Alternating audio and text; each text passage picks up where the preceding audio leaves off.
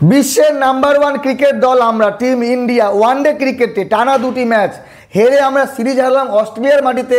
অস্ট্রেলিয়াকে হারানো কঠিন কিন্তু একেবারে অসম্ভব না। আমাদের পারফরমেন্স সত্যি কথা ভালো হয়নি। প্রথম ওয়ানডে ম্যাচে বৃষ্টির কারণে ম্যাচ থেমেছে হয়েছে, ঠিক আছে, বৃষ্টির কারণে ম্যাচ আমরা হারতে পারি। বিরাট কোহলি, রোহিত শর্মা, শ্রেয়াস আইয়ারের মতো প্লেয়াররা ফ্লপ খেয়েছে। তারপরে দ্বিতীয় ম্যাচে আজকে শুভমন গিল এবং বিরাট কোহলি ফ্লপ খাওয়ার পরে রোহিত শর্মা, শ্রেয়াস আইয়ার যেভাবে ম্যাচটাকে টেনে নিয়ে গেল, তারপরে আবার অক্ষর প্যাটেল রান করলো, মনে হচ্ছিল যে না ঠিকঠাক আছে, আমরা মোটামুটি এই ম্যাচ জিততে পারি বা জেতার আশা আছে। 265 রান টার্গেট দেওয়ার পরও আমরা ম্যাচ হারলাম। অস্ট্রেলিয়ার 8 উইকেট চলে যাওয়ার পরও আমরা ম্যাচ হারলাম, যদিও শেষের উইকেট দুটো একদম লাস্টে এসছে, সেখানে আর জয়ের আশা ছিল না আমাদের। তো নাম্বার ওয়ান দল হিসেবে এভাবে সিরিজ হারা, আমরা ম্যাচ হারতেই পারি, আমরা সিরিজও হারতে পারি, কিন্তু ভালো খেলে হারা অন্য বিষয়। আগামী ওয়ানডে ম্যাচ আমাদেরকে জিততে হবে 25 তারিখ। যদি না জিততে পারি তাহলে হোয়াইট ওয়াশ, এটা হবে লজ্জাজনক হার।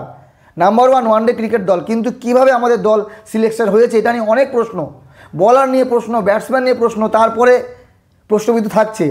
ভালো দল আমাদের, একেবারে খারাপ দল না। বিরাট কোহলি, রোহিত শর্মা, শ্রেয়াস আইয়ার, KL রাহুল, শুভমন গিল, কি ভালো দল লাগবে আর কীভাবে, কোন ভালো ব্যাটসম্যান আর লাগবে আমাদের।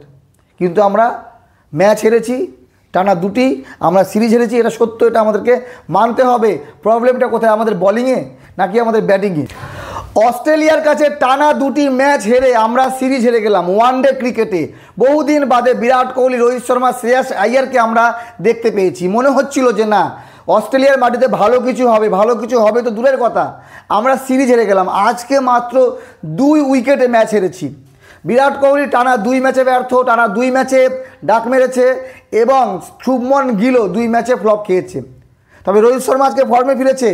আজকে রোহিত শর্মা 73 রান করেছে 97 বলে। যদিও রোহিত শর্মা এরকমটা খেলে না, তবে যে বলে ভালো ফর্মে নেই, একের পর এক উইকেট, বিরাট কোহলি, শুভমন গিল আউট, তারপরে প্রেসারে টিম ইন্ডিয়া, সেখান থেকে কামব্যাক করে রোহিত শর্মা এবং শ্রেয়াস আইয়ার। 61 রান, রোহিত শর্মার 73 রান। তখন মনে হচ্ছিল যে না, আমরা মোটামুটি এই ম্যাচে কামব্যাক করেছি, রান হয়তো বা 280 290 অবধি গেলে আমরা ম্যাচ জিতব। তারপরে শ্রেয়াস আইয়ার এবং রোহিত শর্মার পর অক্ষর প্যাটেল 44 রান করে, কিন্তু তারপরে একের পর এক উইকেট যায়। শেষের দিকে হর্ষিত রানা 24 এবং অর্শদীপ সিং 13 রান করে। এক সময় 8 উইকেটে 226 রানে থাকা টিম ইন্ডিয়া 9 উইকেটে করে 264। জয়ের আশা তখনও ছিল যে এই ম্যাচ আমরা জিততে পারি। তারপরে অস্ট্রেলিয়া যখন ব্যাট করতে আসে, অস্ট্রেলিয়ার উইকেট যাওয়া শুরু হয়। তো অস্ট্রেলিয়া যখন 187 রানে 5 উইকেট, তখনও জয়ের আশা ছিল। কিন্তু যখন 246 রানে 6 উইকেট গেল, তখন তো জয় শেষ, আর মাত্র 20 রানও লাগে না, 18 রান লাগে, তখন কি আর জয় পাওয়া সম্ভব? 45 ওভারে অস্ট্রেলিয়া লক্ষ্যে পৌঁছে যায় 8 উইকেট হারিয়ে। মোহাম্মদ সিরাজ 1 উইকেট, অর্শদীপ সিং 2 উইকেট, হর্ষিত রানা 2 উইকেট, ওয়াশিংটন 2 উইকেট, অক্ষর প্যাটেল 1 উইকেট, নীতিশ কুমার রেড্ডি 3 ওভার বল করেছে কিন্তু কোনো উইকেট পায়নি। তো বিষয় হলো যে আমাদের ব্যাটিংয়ে কি প্রবলেম আছে, বলিং তো ভালো। আমরা প্রথম ওয়ানডেতে দেখলাম, প্রথম ওয়ানডেতে 3 উইকেটে মাত্র 131 রান ইজিলি চেজ করেছিল অস্ট্রেলিয়া।